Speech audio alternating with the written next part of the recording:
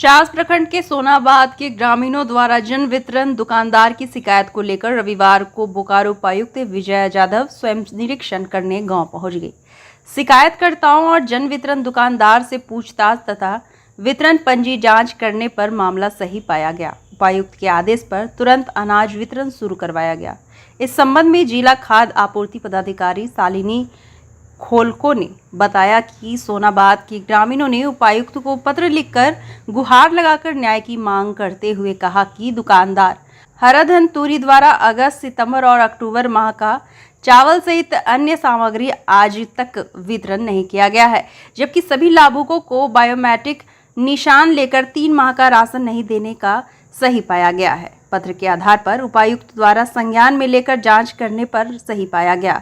इस संबंध में दुकानदार का लाइसेंस रद्द कर उस पर प्राथमिकी दर्ज कर कानूनी कार्रवाई की जाएगी। चास प्रखंड अंतर्गत सोनाबाद जन वितरण प्रणाली दुकानदार हराधन तूरी पर ग्रामीण कार्डधारियों ने वर्तमान जीप सदस्य मंजूषा देवी तथा पूर्व जिला परिषद सदस्य संजय कुमार के आवास जाकर सैकड़ों कार्डधारियों ने 3 माह से चावल नहीं मिलने का शिकायत किया।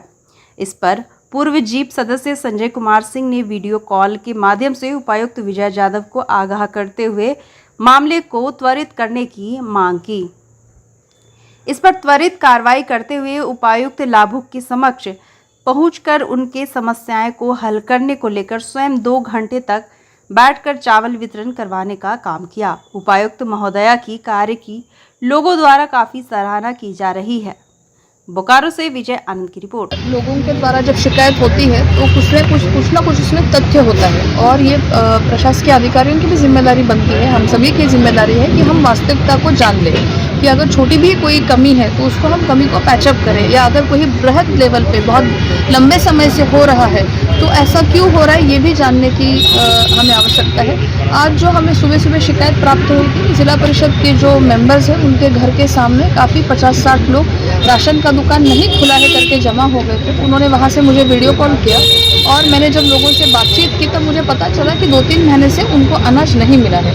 तो हम तत्काल इसका कॉग्निजेंस लेते हुए हमारे साथ 3-4 पदाधिकारी जो इजीली अवेलेबल थे उनको लेके हम वहाँ पे आ गए, और जब हमने वहाँ पाया कि सही में अनाज का स्टॉक जो है वो अभी आप देखें तो अनाज का बोरा अक्टूबर महीने का दिया जा रहा है, बट वितरण कागज पे सितंबर का हो रहा है। इसका मतलब एक मेजर चंक जो है महीने का कहीं गायब है।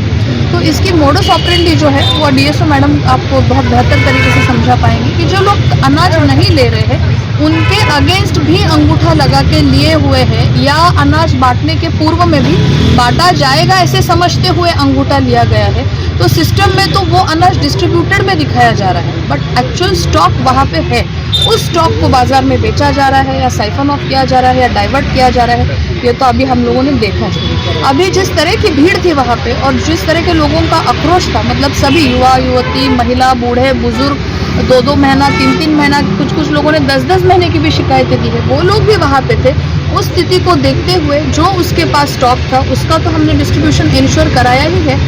32 क्विंटल अनाज हमने बाहर से लाके उस डिफरेंस को मेकअप करके लोगों के नीड्स को तत्काल हमने कंप्लाई किया है, और वो 32 क्विंटल अनाज उस दुकानदार से हम लोग उसकी वसूली करेंगे। एफआईआर दर्ज करने के आदेश भी दिए गए हैं। एमओ वहाँ पे खड़ा हुआ है और पुलिस बल के साथ कतारबद्ध तरीके से आज सारे लोगों को, आज नहीं हुआ तो कल भी, इसको हम 100% इंश्योर करेंगे कि लोगों को अनाज मिले।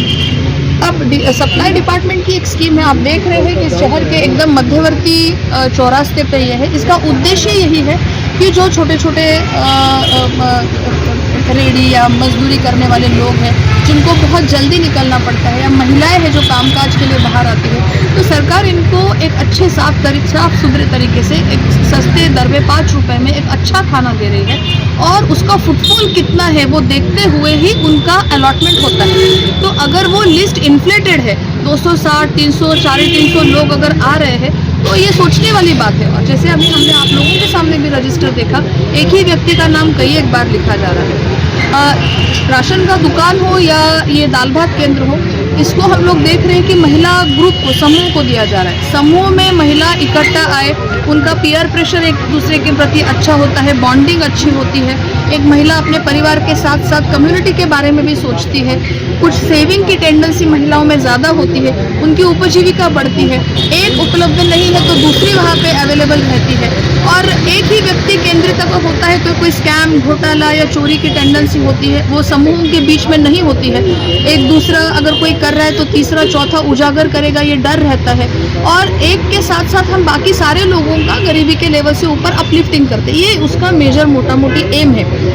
इधर आप देखेंगे तो किसी ग्रुप को दिया है, ग्रुप ने किसी व्यक्ति को दिया है, व्यक्ति ने 4 लोग एम्प्लॉय करके रखे हैं, जिसका 12-16 हज़ार रुपये वो अगर पेमेंट कर रहा है, किसी को 4,000 रुपये, किसी को 5,000 रुपये। रजिस्टर लिखने वाली एक बच्ची यहाँ पे देखी गई है, उसका 2,500 रुपये। इसका मतलब एक्स्ट्रा डिशेस बना के बेचे जा रहे हैं, या सरकारी अनाज को गरीबों को बांटने के आड़ में लेके इसका कमर्शियल होटल के इसमें कन्वर्जन हुआ है। तो ये सीरियस मामला है, इसी में भी शिकायत थी, और हमने व्हाट्सएप ग्रुप में भी अपने एक दाल भात केंद्र का ग्रुप बनाया है, जिसमें हमने रजिस्टर के फोटोग्राफ्स मांगना कई दिनों से शुरू किया है, लोगों के खाते में पिक्चर्स मांगना शुरू किया है। हमने इस दाल भात को आने वाले मतदान केंद्रों के एंगल से स्वीप के सेंटर्स में भी कन्वर्ट करने की कोशिश की है।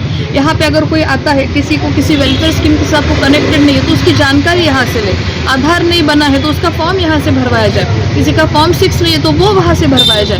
तो एक ऐसा फोकल पॉइंट है जहाँ खाने के लिए लोग आते हैं। आज अगर इस तरह से स्थिति है तो हम लोग इस पर सीरियस एक्शन लेंगे, इनका हम लोग अलॉटमेंट कम करेंगे ही करेंगे, इनका लाइसेंस कट करते हुए बाकी अन्य कोई आजू बाजू का नीडी ग्रुप हो, जो रेडीली अवेलेबल हो, जो अपना टाइम, एनर्जी, रिसोर्सेज यहाँ लगा पाए, उन्हीं लोगों को हम दे देंगे।